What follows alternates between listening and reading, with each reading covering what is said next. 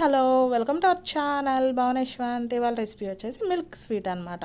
ఈ milk cake ఎలా prepare చేసుకోవాలో వీడియోలోకి వెళ్ళిపోదామా. ఫస్ట్ టైం చేసినా కూడా చాలా బాగా వచ్చింది. స్వీట్ చాలా టేస్టీగా ఉంది. అలాగే బెల్లం వేసి చేసా కాబట్టి చాలా హెల్దీ అనమాట. మా బుడ్డోడు కూడా చాలా ఇష్టంగా తిన్నాడు. ఒక బాండీ తీసుకొని ఒక గ్లాస్ పాలు అలాగే హాఫ్ కప్ బెల్లం వేసుకొని బెల్లం కరిగేదాకా కలుపుకోవాలన్నమాట. బెల్లం కరిగిన తర్వాత ఇందులో హాఫ్ కప్ మిల్క్ పౌడర్ వేసుకొని ఉండలు లేకుండా బాగా మిక్స్ చేసుకోవాలన్నమాట.